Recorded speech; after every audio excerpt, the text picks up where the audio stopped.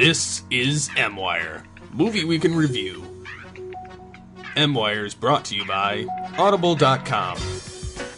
Sign up today to get a free audiobook download at www.audibletrial.com/geekcastradio. Start today with a free 30-day trial with over 100,000 titles to choose from for your iPhone, Android, Kindle, or MP3 player. Don't forget to follow Audible on Twitter at audible_com. And now the latest and greatest in movies with M-Wire.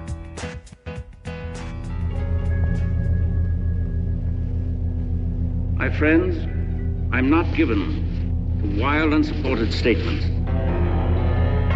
And I tell you that we must evacuate this planet immediately. Jor-El, be reasonable.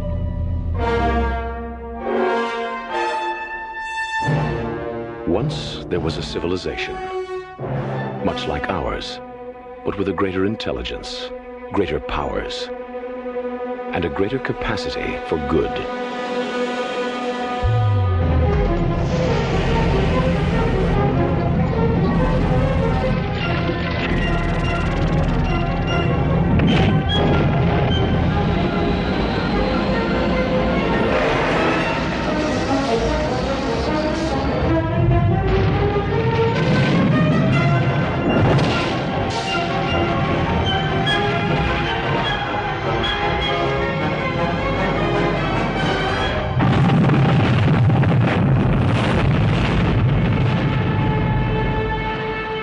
Tragic moment, that world was destroyed. But there was one survivor.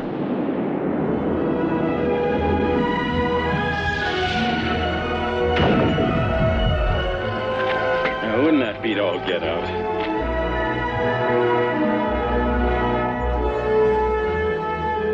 Because of the wisdom and compassion of Jor-El, because he knew the human race had the capacity for goodness, he sent us his only son. His name is Kal-El. He will call himself Clark Kent. But the world will know him as Superman. This year, Superman brings you the gift of flight. Superman, the movie.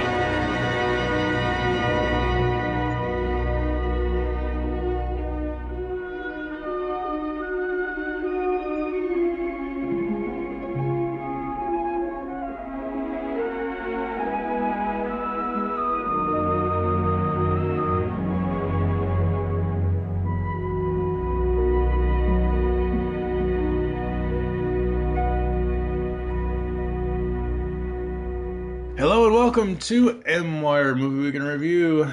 I am one of your hosts, TFG1Mike. Joining me is Movie Remote Dan. Hello. Hello.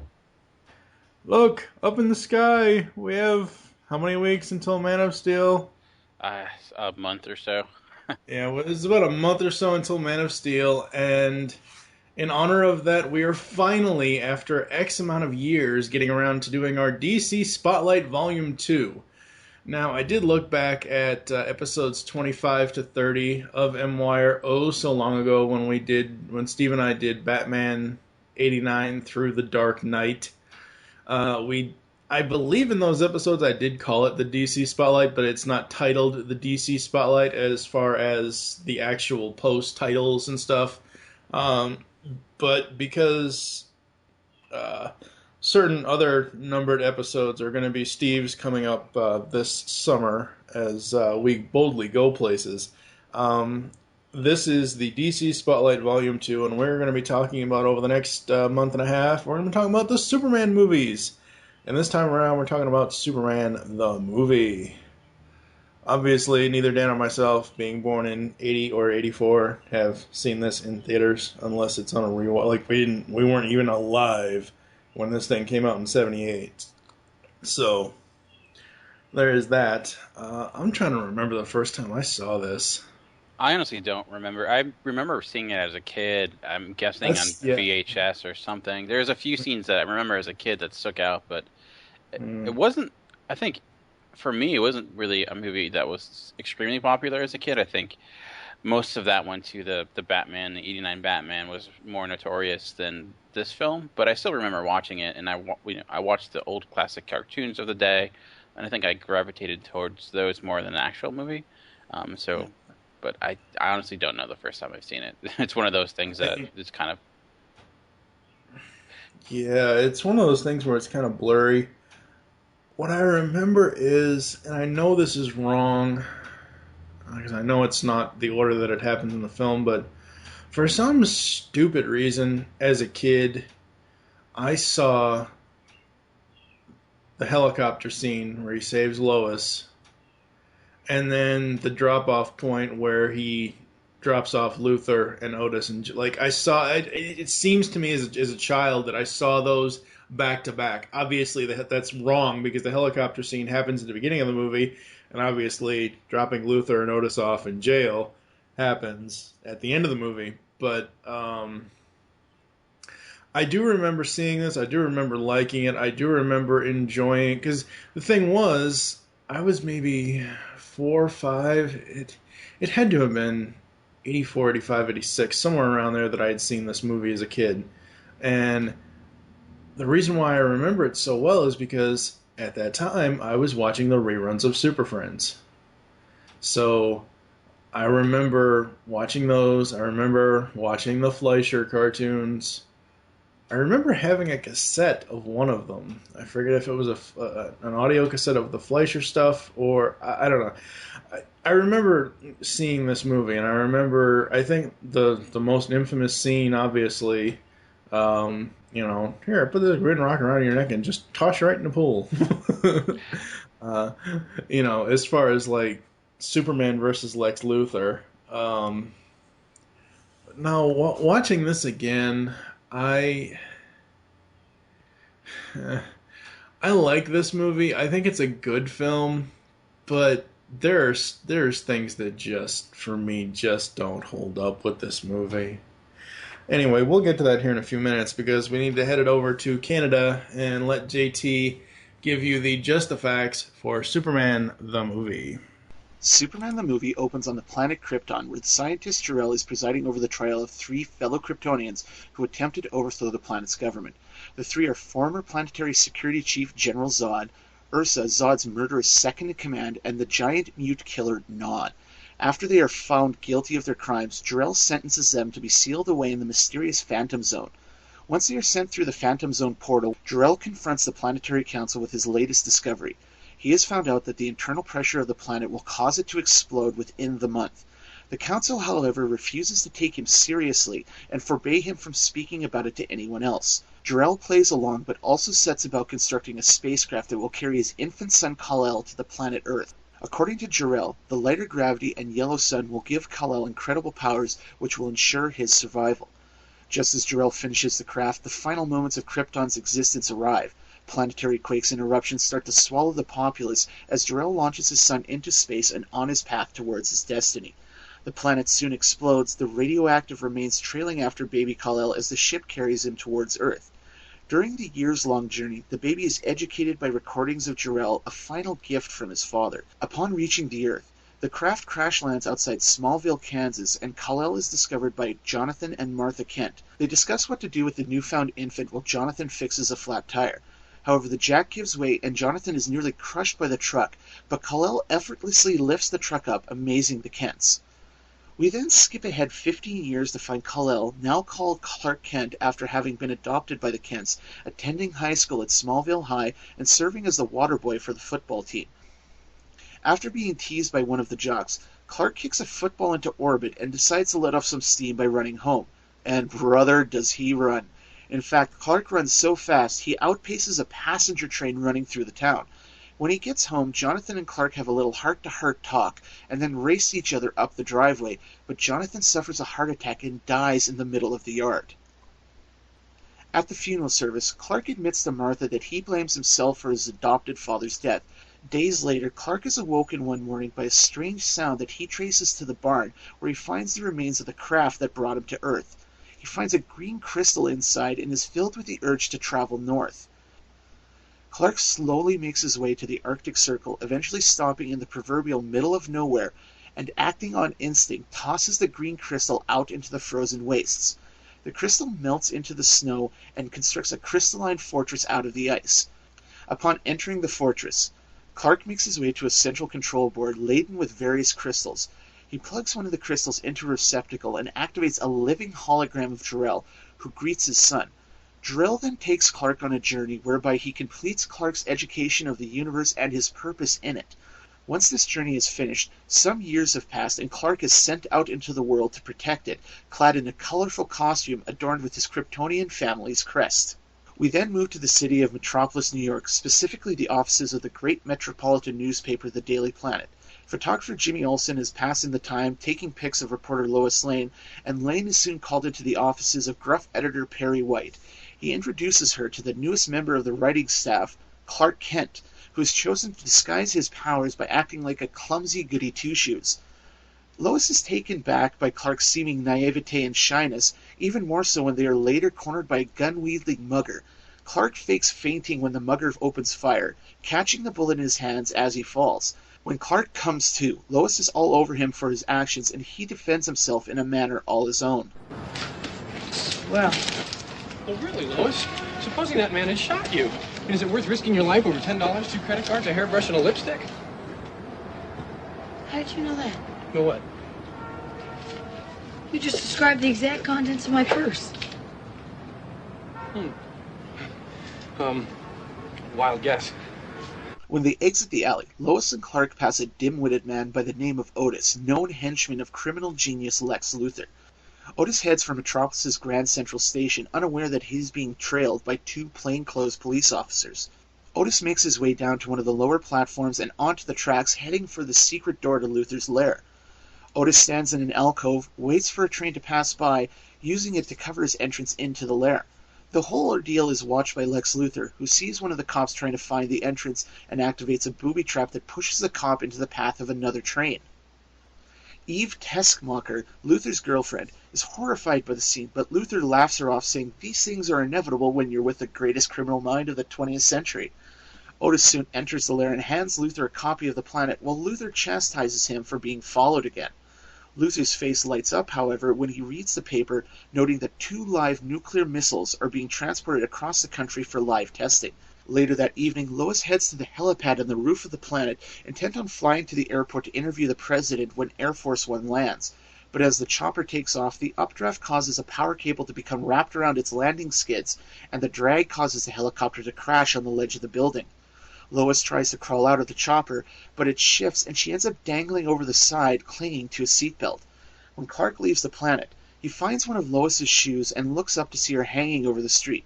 He quickly tries to find some cover, deciding upon a building with a revolving door. After spinning around at super speed, Clark emerges as Superman and takes off. Superman arrives just as Lois loses her grip and catches her. He also catches the chopper and carries them both back up to the roof.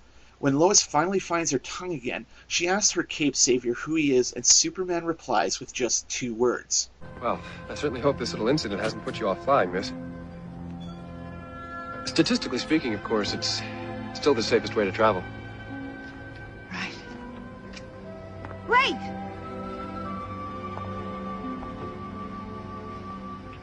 Who are you? A friend.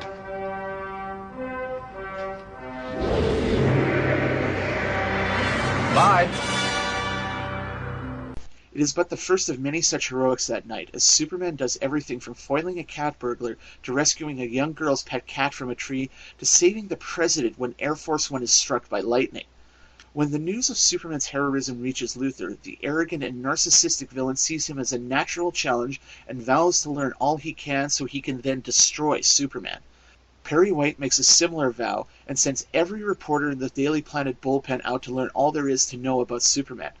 Lois, however, gets a huge leg up on the competition when she finds a request for a dinner date at her apartment that night from a friend on her desk. Lois meets Superman that evening, interviewing him, and they conclude the evening when Superman takes Lois flying with him. After returning Lois to her apartment, Superman bids her goodnight and flies away. Lois, still dumbstruck by the night's events, calls him a real Superman and uses the term to identify him as such in her front-page story. Luthor reads the story the next day and notes that the planetary remains of Krypton may also have traveled to Earth, and he surmises that they would emit deadly radiation that could cripple the Man of Steel. Luthor decides to test the theory by stealing a green meteorite that landed in Ethiopia. He also enacts his plan for the nuclear missiles, where he fakes a car crash and has Miss Teskmacher distract the military convoy while Otis sneaks on board the trailer and resets the missile's coordinates. The bumbling henchman manages to enter the wrong coordinates into the missile's computer, causing Luthor to nearly crash the getaway car when he tries to strangle Otis. When they intercept the next missile, Miss Teskmacher climbs aboard and programs the missile correctly. A few days later, Luthor sends a hypersonic message that only Superman can hear, warning him of a poison gas that will be released into the city, killing the entire population. Clark changes into Superman and traces the signal to Luthor's hideout. When Superman breaks into the lair, he demands to know where the gas is, and Luthor admits it was all a hoax to get Superman here. Luthor reveals to Superman his plan is to use the missiles to trigger the San Andreas Fault and sink California into the ocean. After having bought up almost all of the desert land in the interior, Luthor's new beachfront property would then be worth millions of dollars to the survivors. The criminal super genius then tricks Superman into opening a lead-lined trunk, thinking that there's a detonator in there for the nuclear missiles, but it really contains a chunk of kryptonite. Overcome by the kryptonite, Superman collapses and Luthor places it around his neck, while also boasting that the misprogrammed missile is going to destroy part of New Jersey and there's no way for Superman to stop both missiles. Luthor then tosses Superman into a swimming pool to drown, but he is rescued by Miss Teskmacher, who has had a change of heart and switches to Team Superman. After he gains a second wind, Superman leaps into action. The misprogrammed missile dodges Superman at first, but he soon overpowers it and sends it off into space. The Man of Steel then turns back to stop the second missile, but it's too late as it detonates inside the San Andreas Fault. The resultant earthquake echoes the destruction of Krypton, and Superman dives deep into the earth to arrest the quake, and then engages in a series of heroics that include saving a bus full of school kids, becoming a living rail for a passenger train, and rescuing a small town from a huge flood. But it's all for naught, as Superman is unable to save the woman that he loves, Lois Lane, from dying. While out west investigating some weird land dealings that have Luthor's fingerprints on it, Lois's car falls into a fissure in the ground and she is smothered by all the dirt. Superman arrives moments later and picks the car out of the ground, gently cradling Lois's body for a moment before setting her down and flying off in a rage, howling in anger. As he flies off, Superman is struck with an idea to save Lois, but he hears the words of Jor-El warning him not to interfere with the course of human events. Superman ignores this and proves that he has more power than anyone thought he has, as he turns back time by flying around the world counterclockwise. Superman rewinds time to a point just before the quake struck, then flies down to see Lois safe and sound, a look of relief plastered on his face. After making sure she's alright, Superman then travels back to Metropolis and captures Luthor and Otis, delivering them to jail until they can stand trial. The Warden attempts to thank Superman for his many good deeds, but the Man of Steel humbly dismisses the praise, flying off into the night, continuing his never-ending battle for truth and justice. All right, Luthor, where's the gas pellet? Somewhere in the back of my mind, actually. This is a little idea I was toying with. Is that how a warped brain like yours gets its kicks? By planning the death of innocent people? No. By causing the death of innocent people. Directed by acclaimed film and TV director Richard Donner and produced by father and son producers Alexander and Ilya Salkind, Superman the movie opened in theaters during the Christmas of 1978. During its original theatrical run, the film became one of the first comic book movie blockbusters, raking in over $300 million at the box office. The cast included Christopher Reeve in his first big-screen role as Superman, Hollywood heavyweights Marlon Brando and Gene Hackman as Jor-El and Lex Luthor, Margot Kidder as reporter Lois Lane, Jackie Cooper as Perry White, Mark McClure as Jimmy Olsen, and Ned Beatty as the bumbling Otis. The film also had cameos from Terrence Stamp, Jack O'Halloran, and Sarah Douglas, who would return in Superman 2 as the three villainous Kryptonians, and there was also a cameo by the late, great Larry Hackman as an army colonel giving Miss Teskmacher mouth-to-mouth. He's having trouble breathing, sir. What do you think? Well, I suggest vigorous chest massage. If that doesn't work, mouth-to-mouth. Yes, sir. Sergeant, I won't have one of my men doing anything I wouldn't be prepared to do myself. Yeah, but sir! Get an ambulance. All right, men, gather around. Come out! Hey! Superman the movie received much praise from critics upon its release in '78. Roger Ebert loved the film, saying Superman was a wondrous combination of all the old-fashioned things we never get tired of. He also went on to praise Christopher Reeve's performance, saying he was perfectly cast for the role. Online film critic James Bernardelli also enjoyed the film, saying it was a flawed film, but it was one of the most entertainingly flawed films he had ever seen. Some critics, like Pauline Kael of The New Yorker, were not impressed by the movie. In her 2013 review of the film, Kael said Superman doesn't have enough conviction to be solidly square and dumb. Well, I guess you can't please everyone. Despite the naysayers, Superman the movie currently enjoys a certified fresh rating of 93% on RottenTomatoes.com. The production of the film itself has some interesting trivia. Before Christopher Reeve was cast as the Metropolis Marvel, other more well-known actors were considered for the role, including Warren Beatty, Burt Reynolds, Chris Christopherson, Robert Redford, and Arnold Schwarzenegger. Yeah. Producers also went through several scriptwriters before hiring Mario Puzo, the author of The Godfather, to complete it. Richard Donner directed the film, but there were some other directors considered as well, including Francis Ford Coppola, Sam Peckinpah, and even Sir Steven Spielberg. Originally, Richard Donner brought in composer Jerry Goldsmith to work on the score after working with him on the horror film The Omen. However, Goldsmith had to drop out due to scheduling, and John Williams was hired instead. The classic Superman theme music crafted by Williams would go on to become a staple of not only the film series, but the Superman franchise as a whole, and would even be used in the series finale of Smallville in 2001. Whenever anyone asks me about what one of my favorite comic book movies is, I almost always answer with Superman. It was one of the first movies I ever saw as a kid, and I have always loved it. Christopher Reeve was Superman, not unlike how Robert Downey Jr. is Iron Man. He completely embodied the characters of Clark Kent and Superman, effortlessly switching between them at a moment's notice. He truly did make me believe that a man can fly, and Gene Hackman was awesome as well, playing the conniving Lex Luthor with just the right mix of camp and menace, so as to make it seem as if Luthor had actually leapt off the comic book page. This was Just the Facts for Superman the movie. I'm JT from Saskatoon, and now I'm sending it back to the rest of the guys on M-Wire.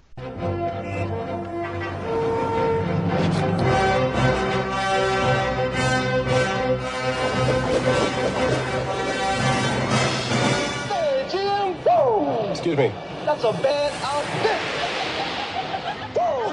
All right, we are back. Thank you very much, JT, for those Just the Facts. Now, I gotta pick on JT for a bit, because I know what he meant, I know what he was meaning, but he said it incorrectly when he was talking about the John Williams score being used for the series finale of Smallville in 2001. Now, I want to kind of defend JT. He did say it wrong, but he did get one date right. 2001 is when Smallville premiered. It finale'd in 2011. So, there's that.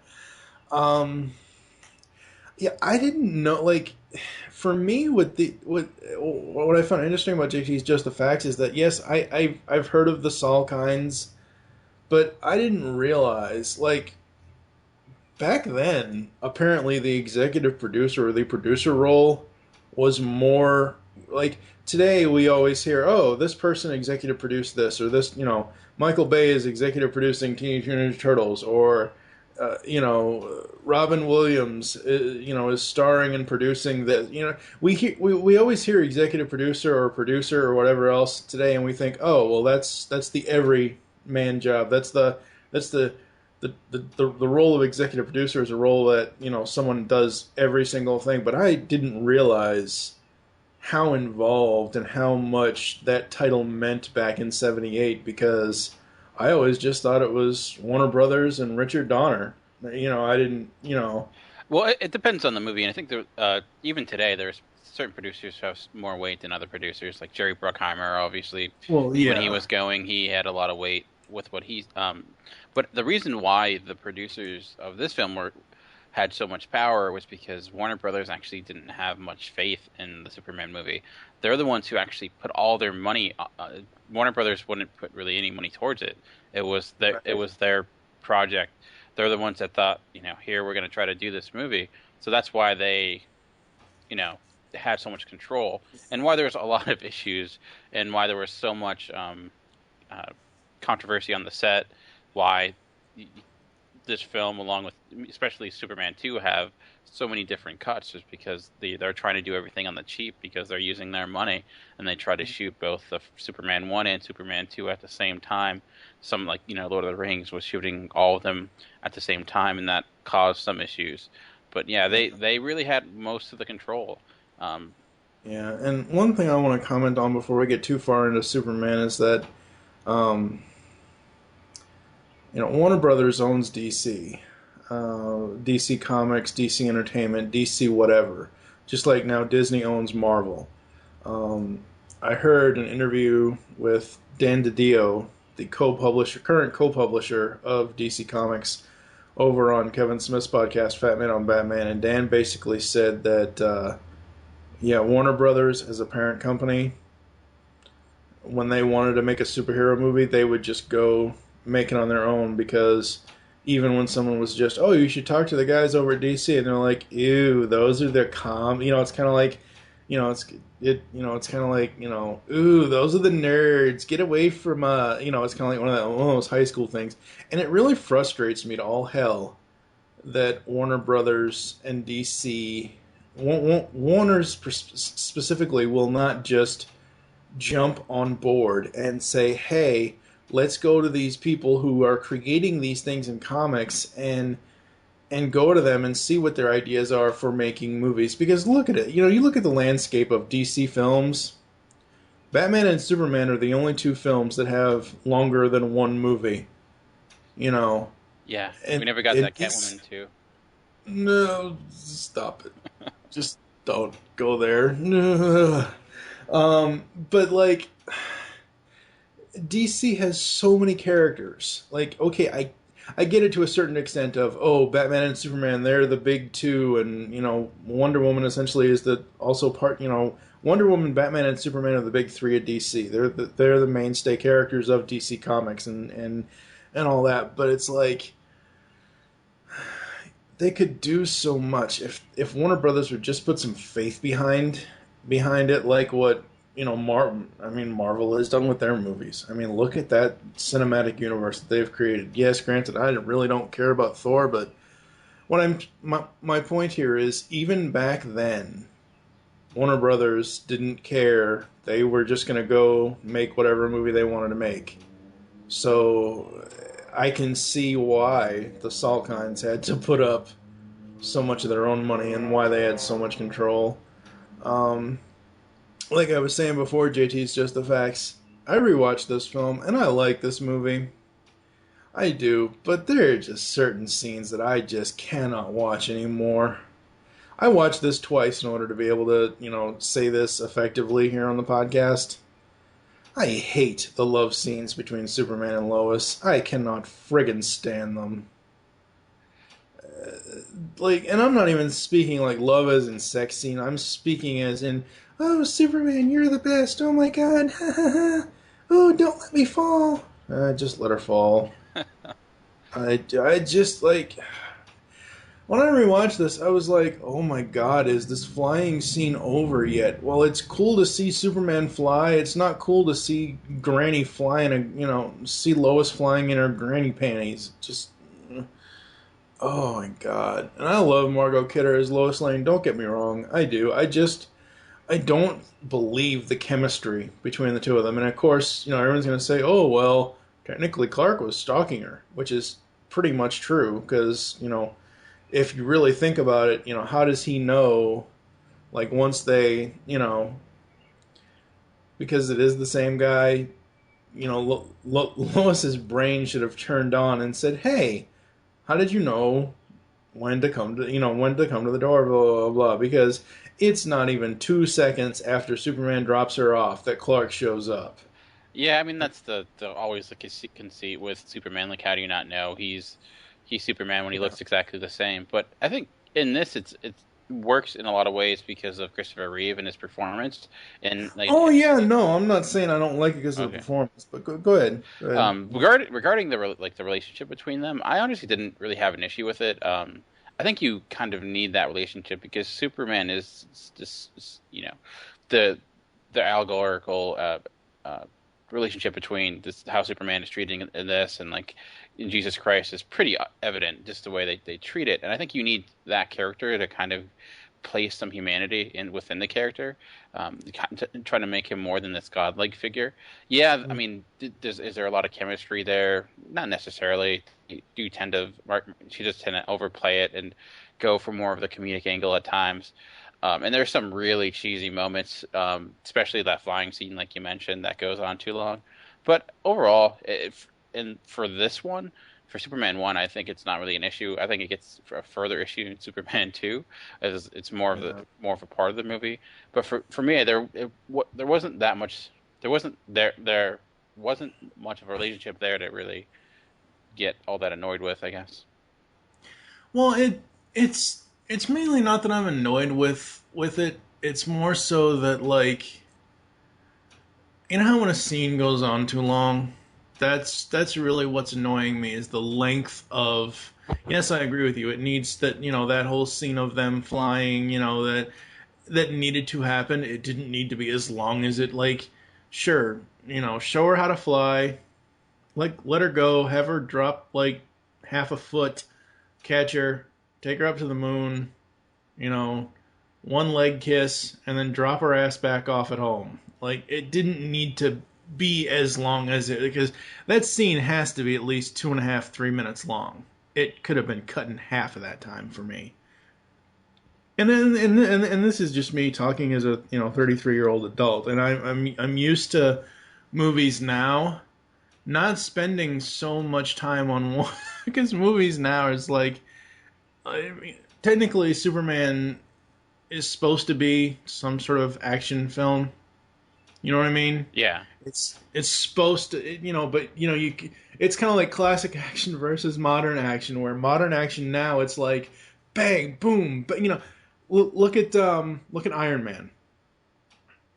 Look at Iron Man and Iron Man 2. How many action scenes are in those films compared to romance scenes with Pepper Potts?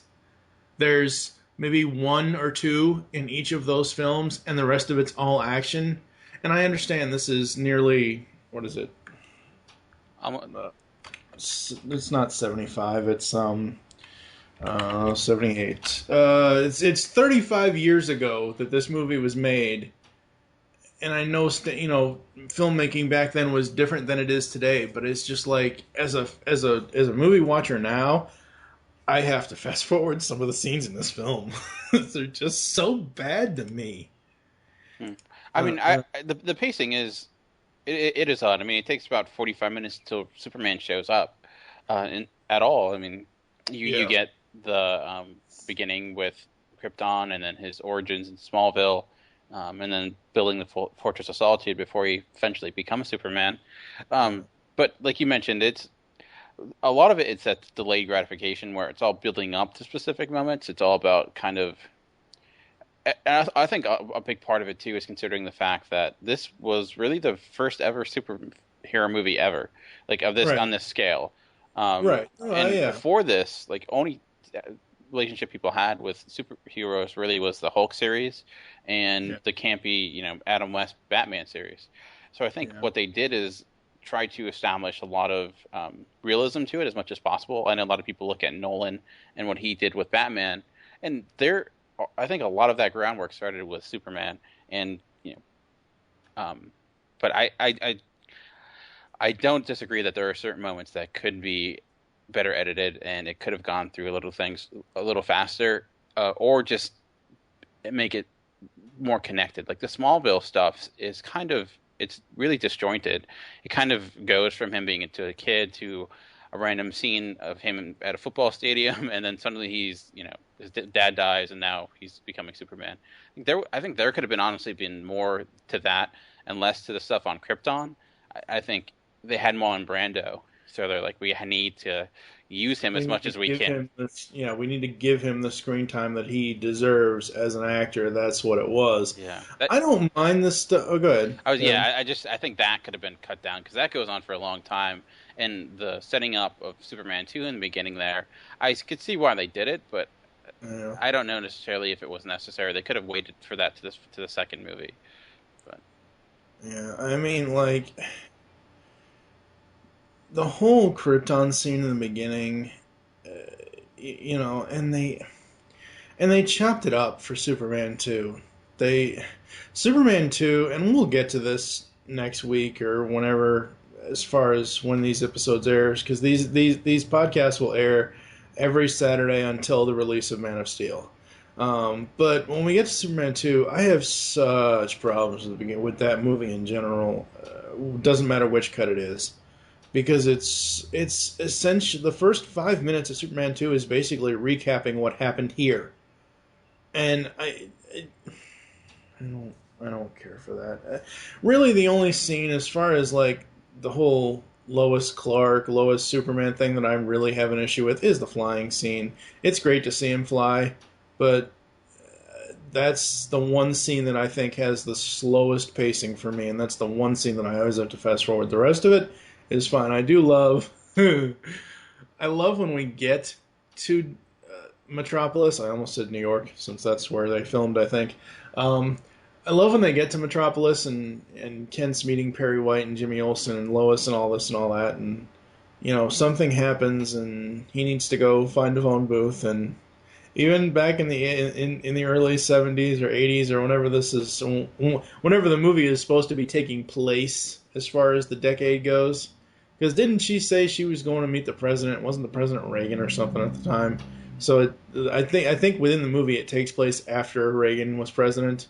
No, I think it was a dummy president. Reagan wasn't president yet. I think it was. Oh, it wasn't? Okay, well, anyway, I love when he goes to try to find a phone booth, because that's Superman's staple. Finds a payphone that is not a booth. He just looks at it. That's a testament to Reeves' acting, because he just looks at it like, oh, seriously? And then he goes into a revolving door. And I'm sorry, regardless of how powerful or how fast Superman is, you mean to tell me no one saw him go through that revolving door? Seriously? Well, faster than a speeding bullet. You can miss it, right? Yeah, I guess. I don't know. I like this movie. I really do. There are just certain things about it that I just don't really care for. Like, the whole land development thing with Lex, I get why he's doing that, and that's... But see, the thing is, in like Super Friends and stuff like that, and in the comics, in the early comics, just from what I've read online, and because I've never read any early Superman comics, but just what I've read online and what I've seen from different DVD special features and stuff like that, that was the thing, the phone booth, and the thing with Lex, he was originally a mad scientist, and I get that they were trying to go for the fact of, oh, hey, I'm a mad scientist business, that they were trying to combine both of them. Gene Hackman is by far one of the best, if not the best, Lex Luthor there has ever been, at least in live action. Clancy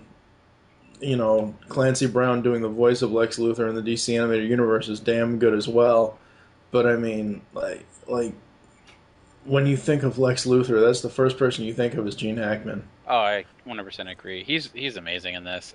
Yeah. Him and I love his kind of campiness in a way, but he brings a certain gravitas because he's Gene Hackman. He can deliver lines that are kind of ridiculous, but he can make it seem realistic, and he almost kind of seems like he doesn't like being in the movie, but he's kind of making it evident with what he's saying. He's kind of making fun of everything as he goes along. But I love him as Lex Luthor. Like you said, there's no other Lex Luthor besides Hackman, except for some of the animated stuff. And I think the performance as a whole, even especially Christopher Reeve, I think makes me kind of get over those other things that don't hold up that well, because there are certain things through the test of time that don't really hold up, like the moment where he's trying to outrun the train as a kid, and he looks like he's running like a Muppet. The Muppets would walk along the stream. That's kind of like the image I get in my head every time I see him running, just like his legs aren't really touching the ground. It's special effects from the early 70s. What are you going to do? But it's just one of those moments that I always find hilarious. But what did you think of Christopher Reeve? I love him. And Christopher Reeve is the ultimate Superman as far as live action goes.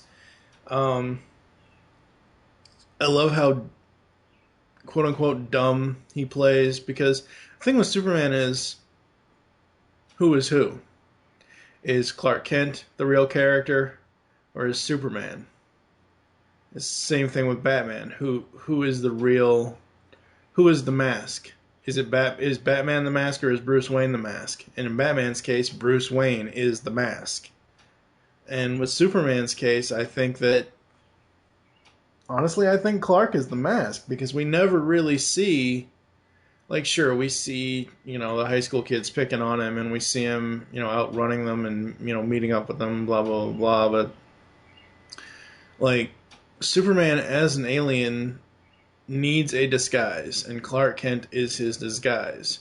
Whereas Batman, after Bruce's parents died, that's all that was his destiny. He was going to stomp out crime in Gotham City without using a gun.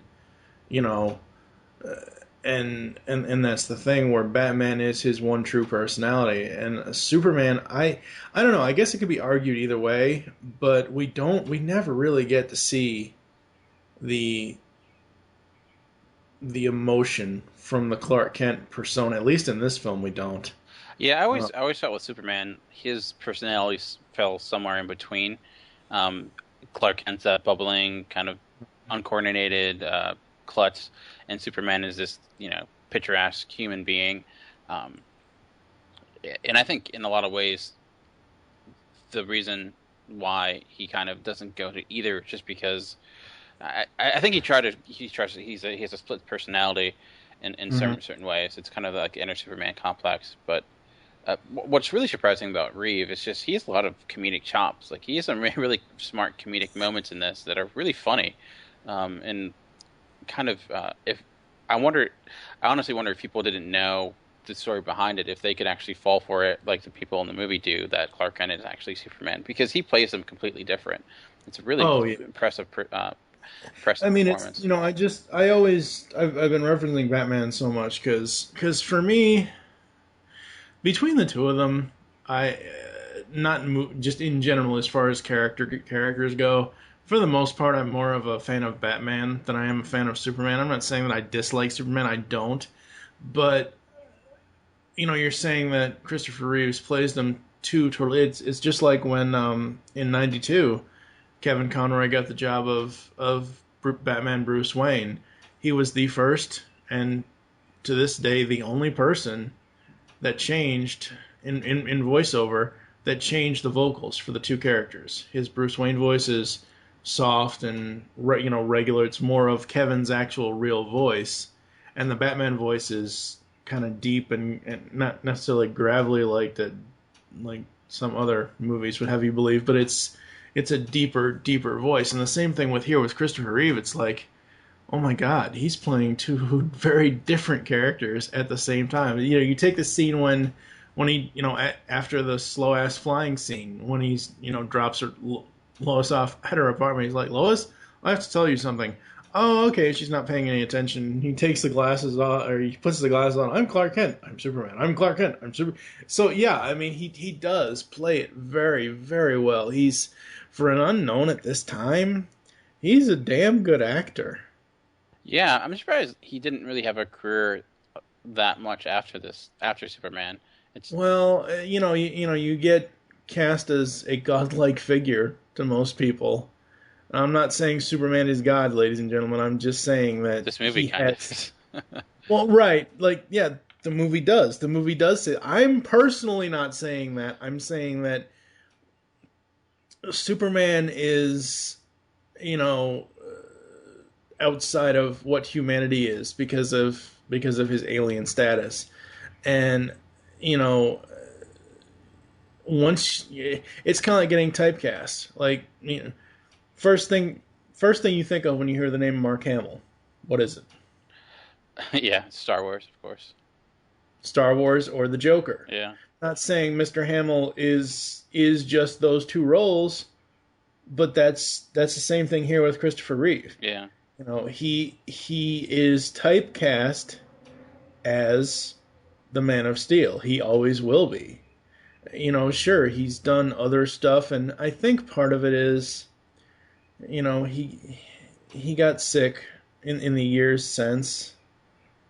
You know what I mean? So it's one of those things where there wasn't too much for him to really do once his illness happened. And I'm looking at it right now.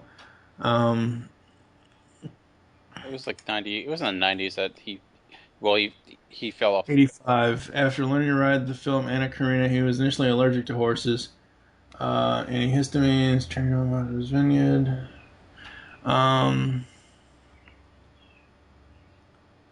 He fell off his horse in 95 and sustained a cervical spinal injury that paralyzed him from the neck down in 1995. So, if the Superman movies, because I think Superman 4 was 89, I think, I'm not looking at it, ladies and gentlemen, I'm just guessing Superman 4. No, Superman 4 was 94. Holy crap. Wow. Superman 4 was a year before he got injured. So that was kind of like the last. But you're right. You know, you look at stars these days. You know, I don't want to go to the Cruise staple, but who could I go to that does a lot of films? Take Brad Pitt for example. In 1 year, that guy might do 12 movies. He might take a year off, 2 years off, and do 3 or 4 or 5 movies. Whereas Reeve, as far as what we know from him, is Superman, and that's it. I'm not saying that's all he did, because I'm gonna look again up at his filmography and stuff. But it's one of those things where this is what we know him as. Like, he was in Grey Lady Down in '78 before Superman, but who even knows about Grey Lady Down? I've never heard of it until I've seen this. He did a role in Somewhere in Time before Superman 2. In '82, he was in Death Trap, Monsignor, Superman 3 in '83, obviously. '84 was The Bostonians. '85 was... He's had roles. He's between the time... between the time of his injury and the time of his debut in '78, he's had plenty of roles over the years, but looking at all of these, these roles, most people will know him as Superman or someone who is on a show that is, playing the, I guess you could say, the Christopher Reeve character, because he was on an episode of Frasier as the voice of Leonard. He was on television. He was in, it doesn't list it here, but I know he was in Smallville. He was a guest star in 3 episodes as Dr. Virgil Swan in Smallville. Of course, that was obviously after he was paralyzed, but it's just one of those things where, everyone's going to know him as Superman no matter what else he's done. Yeah, and just the Superman 4 came out in '87, actually. 80, yeah, you're right. Sorry, listeners. Right. But anyways, like, going more back to the movie as a whole, how do you feel about the actual plot of the film? Well, I mean, it's kind of, you have that origin aspect in the beginning, kind of your classic 3-act structure, then the whole finale with Lex Luthor's grand scheme for land rights. Yeah. How do you feel about the actual plot of the movie? I like the plot. I love watching the journey. I think it's a little creepy that he's traveling in a spaceship surrounded by crystals, because, what if an asteroid hit that thing? Glass would go into that baby's chest like no tomorrow. I like the plot of the movie. I think it's a good plot. I think it's just a while before we figure out what the hell is going on. Like the origin, the beginning, that's all well and good. We know from seeing the beginning of this film, something at some point is going to be happening with those 3 villains, with Zod, Non, and What's-Her-Nuts. we know that something somehow, some way will happen with those three villains, even though they've gone off, quote unquote, into the Phantom Zone in the glass shard. I just, I wish somehow, and this is not just because of this film, but I wish somehow someone would tell a Superman Kryptonian origin story where, and I don't know if they've done this in the comics or not. I do not read Superman comics, so I'm not sure. Where the other elders would have just shut the fuck up and listened to Jor-El, and they were able to, escape. You know what I mean? Like, I mean, I guess it wouldn't really work because of, hey, he is the last son of Krypton, and that if that had happened, it wouldn't really work. But the Smallville stuff, it was all right. I think the scene where he wakes up. And I guess because I'm more of a city kind of person. Like that would drive me nuts living out on a farm. It just would. But that early morning scene when he wakes up and thinks he hears something, whatever else. That scene is slow. Like that whole bedroom scene is slow. He gets up, gets out of bed, stands at the window for about 3 minutes. And then finally goes out to the barn and finds the green shard. That scene is a little too slow, and I don't know, I just didn't really care for it. I like, obviously, when he gets to Metropolis, he meets all the people and everything else. And what I liked about the Metropolis stuff before, at the same time you've got the Lex Luthor thing going on, I like that they show him, saving and stopping, saving people and stopping crime. Like, obviously, at the beginning he has to save Lois right away, but, like, everywhere else, the cat, the whole standard, Superman has to save a girl's cat, Superman has to stop, a robbery, stuff like that. I like that. Lex's plot, why am I reminded of an old James Bond movie? It does feel very James Bond like with how much of a crazy scheme it is. It just seemed kind of out there. A long way to go to just try to make money by trying to separate California from the rest of the world. But what I think this plot does do successfully, it covers a lot of ground. It does. There's a lot of stuff going on. Even you might say the pacing's a little slow, but even within that. You have that origin, you have the stuff in Smallville, you have his origins within Metropolis, and then you have, at the same time, Lex Luthor and his plot, and then the final climax. And there's a lot within that, and I think it handles those really well. And I think you mentioned that scene being really slow when he's looking out his window. I think in a lot of ways there's some purpose to that life in Smallville being really slow and mundane compared to when he gets into Metropolis and he's in the Daily Planet, and everything is just quick and super fast. Yeah, everything. Like you have that great scene when he's they're looking at the article, and it's like there's only one P in rapists. All those great moments, and just how, and the world that he came from compared to this fast-paced environment. But he's Superman, obviously. And it's kind of hilarious that he got the job because he's a fast typer. So that's so awesome. That's so awesome. But the plot is a little out there, but it's Superman. It's something I can accept for the most part. It does seem kind of strange that one of the big plot points of having two nuclear missiles go off at the same time was done by an accident. And some of the comedy with Otis, for example, was kind of a little bit too much at times, and that does feel like more some of the campy James Bond movies. And I'm sure that was an influence on this, because it's a decent comparison between the styles. But overall, it is a really well done origin as a whole. And you look at movies like the first Spider-Man film, and there are a lot of similarities with how they're handled and the montages and things like that. And I think this movie set the stage for a lot of the movies that we're watching today. Origins are something that we are kind of been overdone at this point, but of all the origin films that have been done, I think Superman still remains one of the best. So yeah, no, I agree. It does.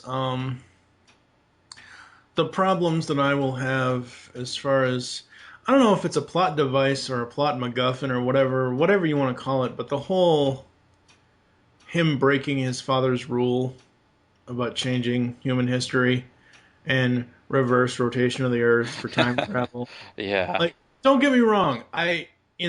Watching this first movie, even now, it's fine. Going to Superman 2, which we'll talk about next time here on M-Wire, is the thing of why Lester versus Donner. And it's so much better to me, the Lester theatrical cut, than the Donner cut because of and I'll bring this up next time, because it affected, you get the same friggin' thing happening twice. Well, originally he didn't want it to be in this first film. Like the whole Well, if he didn't want it to be in this first film, the Salkind should have let him make it what he wanted to make it, and then if they were, and I know production and whatever else, like you said earlier, I get that, but they, oh god, that's why. Go ahead. That's why if in the I guess we can talk more about Superman 2 next week, but it does relate because of this ending. And Lois Lane, when this was first, the first concept of the ending of Superman, that moment everyone goes to where he reverses time, it's ridiculous. It makes no sense. Neil deGrasse Tyson, and he does a Star Talk podcast. He has a great kind of a commentary on what that would do if that actually happened, because we wouldn't stop spinning. We would would just fling everybody off the Earth, and we would be gone. But besides just kind of the ridiculousness of that, why he has it in the second one as well as the first one, when it was first conceived, they weren't going to have Lois in the finale, but they thought, okay, we need to have her in some way, so they put it in there, and then he couldn't save her, so then he had to reverse the Earth. In the actual original idea, the second the second bomb he throws into space, the first nuke going to New Jersey, he throws into space, that explodes, and that releases Zod and all of his army. And then he stopped. In the first one, he still can't stop, but he's able to do everything he needs to do. And just Lois isn't there, but they wanted Lois to be in there because they thought, okay, we need to have Lois there because it's Lois Lane and Superman. So they kind of inserted her there, and then they brought in what he wanted as a finale for the second film into this one. So in Superman 2, he puts the original ending he wanted first, and then you have the rest of his cut. So that's why it's kind of odd like that, where he uses it in both spots. That's why I say the Lester cut is so much better. But anyway, any of the other cast members we want to talk about? Obviously Gene Hackman and Marlon Brando, but do we want to talk about any of the other cast members? Well, you had Ned Beatty as Otis. That I wasn't a big fan of his character. Like I said, it was just kind of. I like Otis. He's funny. He's a little funny. Yes, his comedy is some kind of, but he. Wait, why did he get an MTV Movie Award for Best Villain? Wow. Guessing not for this, because MTV didn't exist yet, but yeah. But no, I like Ned Beatty as Otis. I thought that was really, really interesting.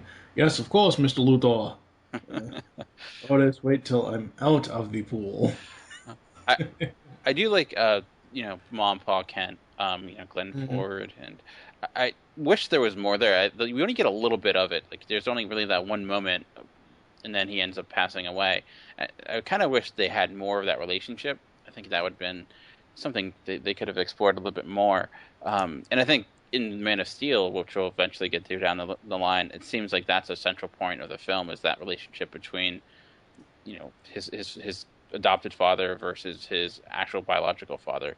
So I think I kind of liked the little interplay that was there. And I thought the relationship he also had with his mom was also, for what was there, I enjoyed. But none of the other performances really stand out to me all that much.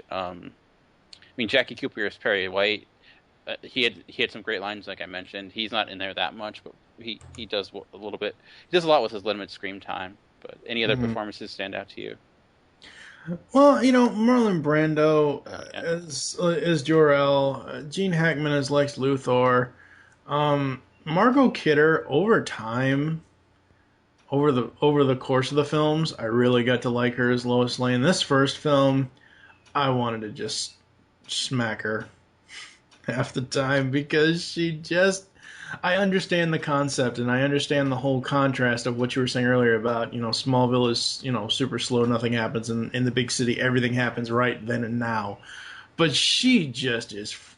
How she can call herself a reporter is beyond me, because she is so fucking clueless in this movie.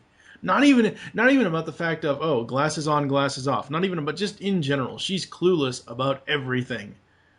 It just... Oh, God. And... but no, Gene Hackman as Lex and Marlon Brando as Jor-El, and Jackie Cooper did an amazing job, because you got to think, if you're a kid in the 80s, if you grew up in 80 or 84 like you and I did, because we were both born those years, it's one of those things where you grow up and you watch Super Friends and you watch whatever else, and you see other incarnations of Lois besides this, and it's just one of those things where, and you see other incarnations of Perry White where, yeah, you're right. Jackie Cooper, with what he had, he does a damn good job. Like, Chief, don't call me Chief, And the whole Great Caesar's Ghost and all this and all that and everything else. And what I love is, and this isn't directly for this, but... speaking of other incarnations of Perry White, I love how in Lois and Clark, The New Adventures of Superman, when Lane Smith was Perry White, instead of Great Caesar's Ghost, they used Great Shades of Elvis. I think that's like it. It's a twist on the classic line. As far as the parents in this, they're not on screen long enough for me to care. And they're too old. I'm to the point now where, Smallville and Martha and Jonathan were younger, or even in, even again referencing Lois and Clark, they were old in that, but they weren't old and halfway decrepit. I just don't feel that the actors portraying the parents in this film did that good of a job. Like, sure, Jonathan Kent gave his son the lesson, or Jonathan Kent told his boy the lesson, or whatever else, but it was just... that scene just blew by.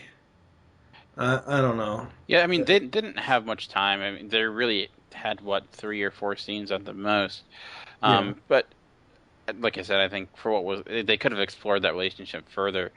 What I did like, though, was I felt, you say they're too old, and I could see that, but I guess since they're adopted, it kind of makes it work, and I think it puts a lot of understanding of why they're so accepting of this kid, because they obviously probably were trying to have children and they weren't successful at it. So even though this kid may have had special powers and come from a different planet, they're going to do what they can do because they, their want to have a child. So I think maybe that's why they decided to go with people that are a little bit older compared to something like Smallville. Oh no, I agree, but I just...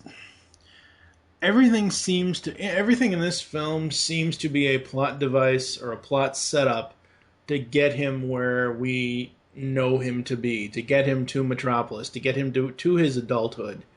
And like I said, I enjoy the origin scenes more than I do the Smallville scene, kicking the football and whatever else. I enjoyed that, but the whole, I didn't feel any emotion at all. I felt more emotion when Superman is screaming, "Lois, no!" I felt more emotion there than I did when his dad died. Yeah, There was no emotion in that scene whatsoever.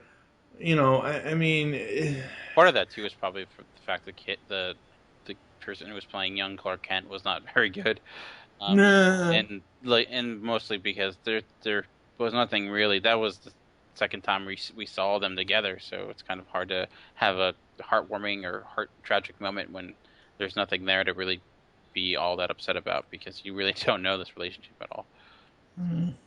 One moment that we probably should, or one thing in general we should probably talk about, is the score by John Williams and his Oh yes, oh my God, the score is so good. Before we get to that, there's one other actor we gotta bring up. General Zod himself, Terrence Stamp. Oh my God, he was amazing in this from what little time he had in this, but I forgot what else he's been in since this movie. Oh my God, he has been everywhere since the Superman films. He was in, I didn't even know this. I didn't even recognize. I have to go back and watch that stupid Phantom Menace movie. He was Chancellor Valorum in Star Wars Episode 1. Wow, I did not know that. I didn't know that either until I looked at his filmography here. He in a complete 180 role reversal. He was the voice of Jor-El in Smallville. So that's very interesting, bringing him back into the Superman universe. Recently, as of 2008, he was Siegfried in Get Smart. He was in The Adjustment Bureau. Last year he was in Song for Mary, and this year he's supposed to be in The Black Marks. I mean, he's still acting. He's still going on and doing stuff. And you want to talk about an act, like, this dude knows how to. This dude's been everywhere. He's just so awesome as an actor. But yeah, I mean, but the John Williams score, oh my, everyone knows this theme. Just the first two notes, everyone, like, immediately you know what I mean?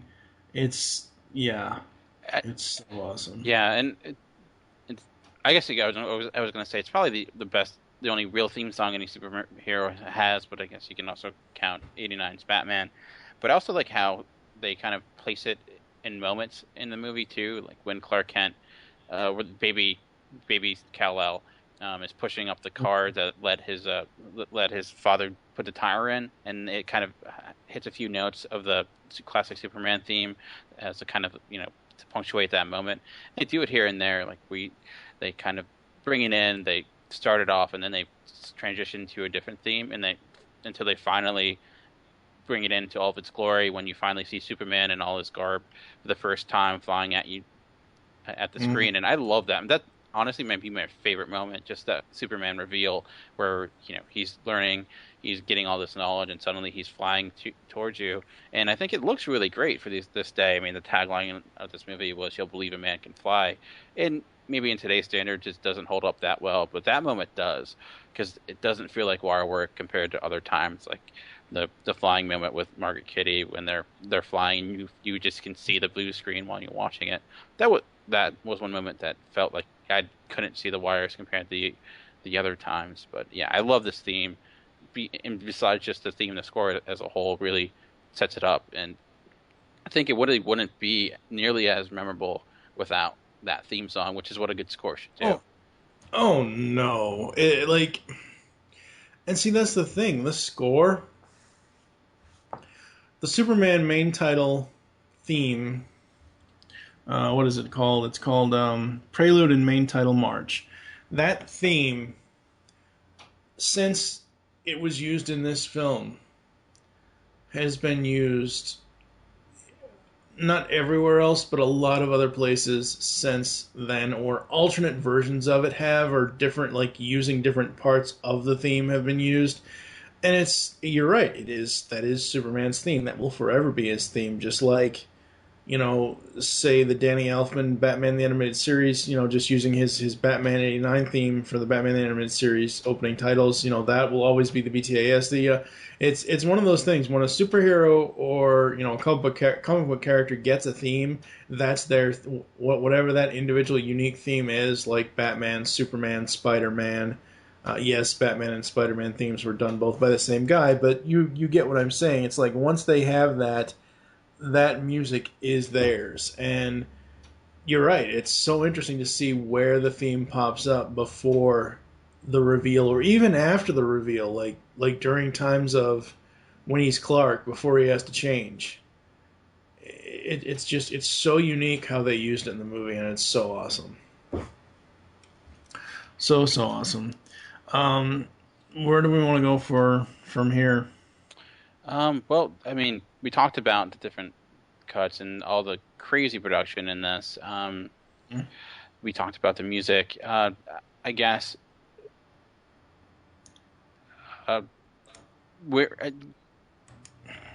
let's talk about the releases, okay. Because the releases are. This movie has been released so many times over the years. Was it back in 2000? Yeah, back in 2000, late 2005, early 2006. They released, and this is the one that I have, and this is the one that I really enjoy. I'm not the person. I know everybody's like, oh, high definition. I want it on Blu-ray. I want this. I want, I use my computer to watch movies, so regular DVD is fine for me. But in 2006. They put together Superman the Ultimate Collector's Edition in this giant metal tin case. Basically, for the first two films, 4-disc editions. For Superman 3 and 4. And we'll bring this up in those episodes as well. It had, I think, 2 or 1 discs each. And then, of course, Superman Returns had X amount of discs, and there was 2 or 3 additional bonus discs. One was Bryan Singer's video documentaries making Superman Returns. The other one was the special Look Up in the Sky, the overall history of Superman. And I forget what the other one was off the top of my head. I'm not looking at the set right now. But it's that, to me, the Superman the Ultimate Collector's Edition is what you really want to get. You can get it both in DVD in the special packaging, or you can get it on Blu-ray nowadays. But if you want all of the movies and all of the features, get the Ultimate Collector's Edition. I mean, sure, it's been on VHS. All of the films have been on VHS, DVD. But if you want the ultimate experience, get that. That's the one you need to get, because it's been released so many times. Let's talk about the really quickly. Let's talk about the rebroadcast and television version. Oh yes, there's a million different cuts of Superman. Well, pretty much all the Superman films, but especially there was one just made in particular for television. Yeah, and I'm going to read this directly so I don't get it wrong. When the rights to the first Superman film reverted to the Salkinds in 1981, it was their intention to prepare a television cut longer than what was released theatrically for the aforementioned reasons. So-called Salkind International Extended Cut, which has ended up running 3 hours, 8 minutes, was shown internationally on television and was from its original cut later. And it is from this cut later domestic TV versions were derived. The first network American television broadcast of Superman the movie took place in February 1982 on ABC. The principal sponsor for the telecast was Atari. I find that so funny. At the time, ABC had a contract with Alexander Salkind for the television rights to his films. ABC's 3-hour, 2-minute cut of Superman was broadcast over the course of 2 nights. On the first night it premiered, the film stopped when Lois Lane was falling from the helicopter. The picture froze, creating a cliffhanger type of ending for the part 1. The next evening there was naturally a recap before the film continued. This expanded version was repeated in November of the same year, only this time shown in one night. I am so glad I have never seen this on television. I've never seen the actual TV cut. I've seen the additional, the extended cut. Right, but yeah. The expanded 2000 edition, yes. I've seen that, but I'm saying, I'm so glad I wasn't around yet, or I was, but I wasn't old enough yet to have seen this on because cliffhangers are made for television. They're not made for movies, people. Like, that would have, like, if I had seen that, that would have pissed me off so much. Yeah, that is kind of a cheap way to Yeah. kind of. And I think the reason they did it too is when you sell a movie to a network, they pay for the time, the hours. So making it 3 hours, that's more money without you having to make more of a movie. So like we talked about them pinching every penny. Well, they also tried to get as much money out of it as they could. So they did stuff like that to try to make more money in maybe not the most ethical ways possible, because expanding that movie to 3 hours is unnecessary in my... Yeah, it is. The extended version of Superman the movie has never been broadcast in the United Kingdom. The first showing of the theatrical version on UK TV appeared on January 4th, 1983. Let's see what else. The quality of the extended network TV version is inferior to any theatrical or current home video release because it was mastered in 16mm using the film chain system and a mono sound mix done, as by the time the extended cut was prepared in 1981, stereo was not available in television broadcasts. Yeah, ladies and gentlemen, just get the Ultimate Collection.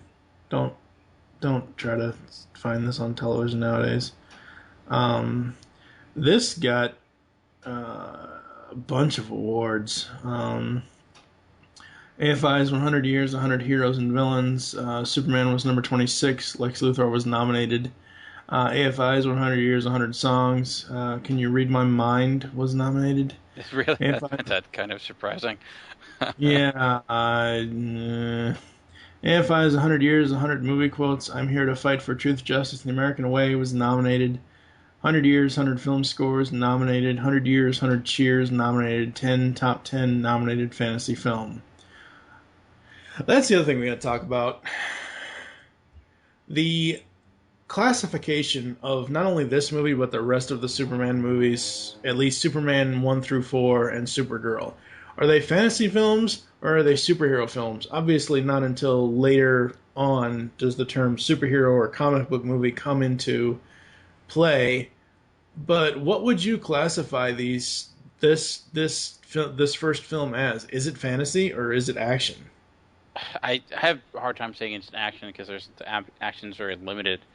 I mean, if you're not going to place it within the comic book context of a comic book movie, which has become its own genre, at this time, obviously it wasn't.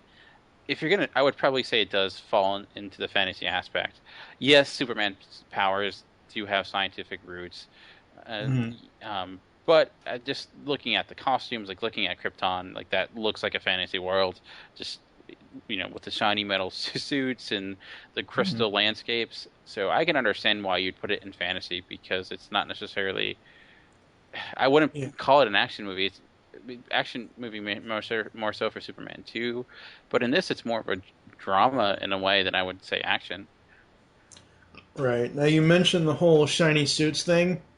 I did listen to the director's commentary on this film, and all as they did was, if you look at the Kryptonian suits, specifically to Jor-El, in one scene it's all white, in another scene it's all white with a black S, and another scene it's all black with a white S. The reason why they became all white was because they basically just shone giant light bulbs on the... It's not a different costume. It's the same friggin' costume. They just put light on it. That's how they got it, that glowy, you know what I mean? Yeah. That's how that happened. I heard Richard Donner say that on the commentary. Couple of quick notes here as far as comic book continuity. Many elements of the Superman mythos, which were once unique to the film, have since been incorporated into the regular continuity of the DC Comics universe. The crystalline base technology of the planet Krypton. Superman's S logo originates as the L family crest. Ursa and Non, characters created specifically for the film, are imprisoned in the Phantom Zone with General Zod. Computer-generated simulacrum of Jor-El survives in the Fortress of Solitude to advise his adult son, Kal-El. Clark Kent commences his public superhero career as the adult Superman rather than the teenage Superboy. Lois Lane first meets Superman. When he rescues her, she falls from a disabled helicopter in Metropolis. Let's see. Although she is an excellent reporter, Lois frequently misspells words. Which is why they get Clark Kent, because he's an amazing typer. Yes, exactly. Of course, we all know Lois is the first one who names her the hero Superman. All in all, I like the first film. I think I like whatever the original theatrical cut is on the collector's edition. Like the expanded edition, the 2000 edition, it's all right.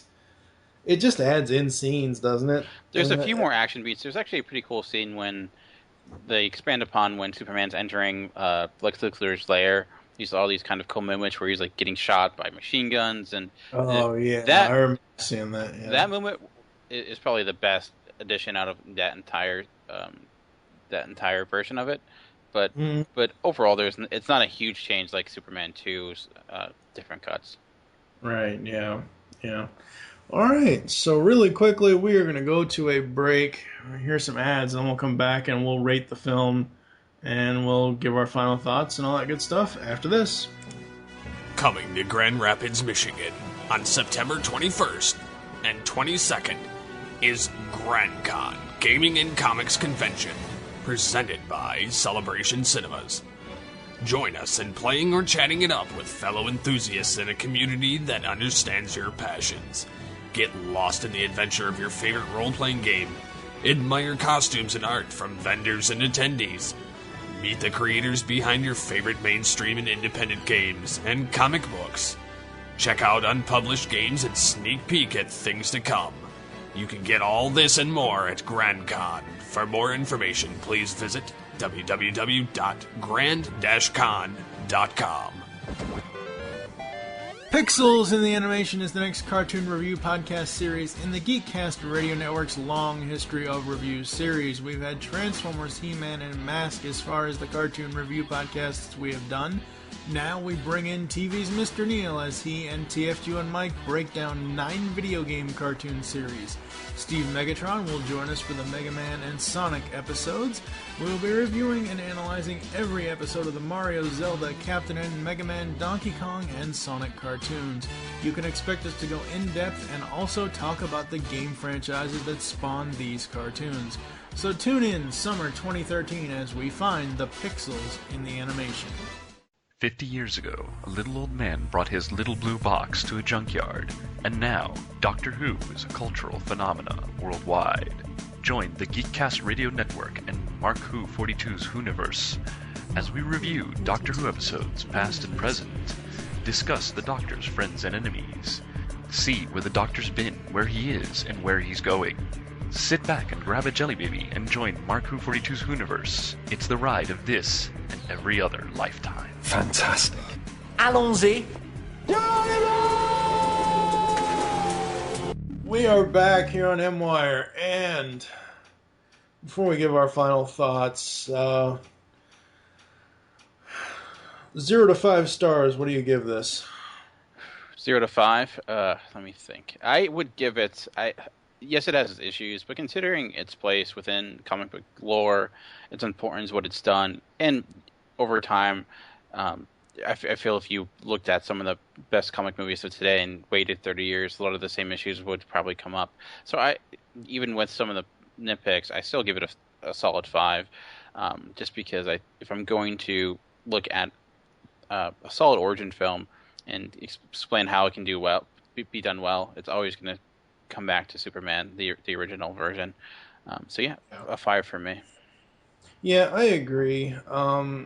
Even though I have those nitpicks and they're just small nitpicks, like, you know, the whole pacing of certain scenes, like, that's a small nitpick that doesn't take away from my overall enjoyment of seeing Christopher Reeve as Superman.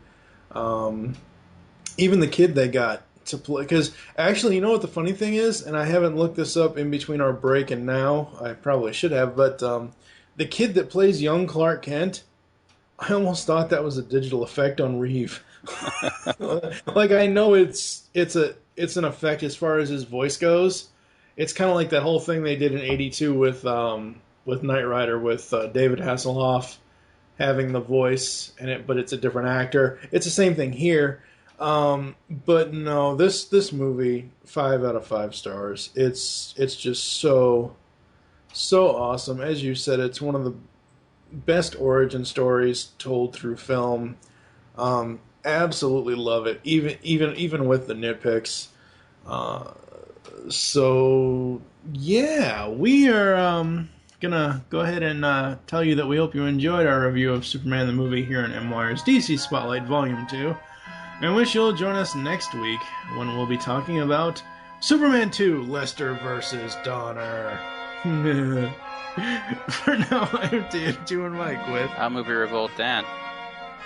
Thank you for listening. Until next time, keep your eyes in the skies, ladies and gentlemen.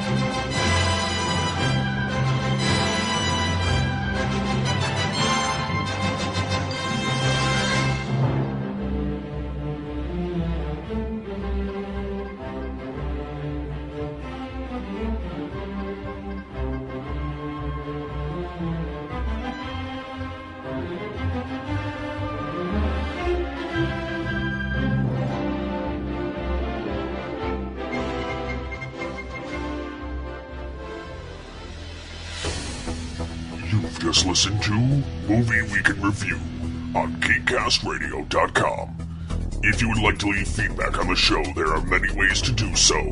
First, you can visit the website, GeekCastRadio.com, where you can comment on the episode and all of our different podcasts. Be sure to rate our show on iTunes and leave us feedback. You can follow us on Twitter at GCRN_MWire. Become a fan of us on Facebook by searching Geekcast Radio Network. You can email us at feedback@geekcastradio.com. Call the voicemail line 502-526-5821. Please remember to tell us the show you're leaving the message for and your name. So until next time, unleash the geek in you. In a world, there, I said it, happy,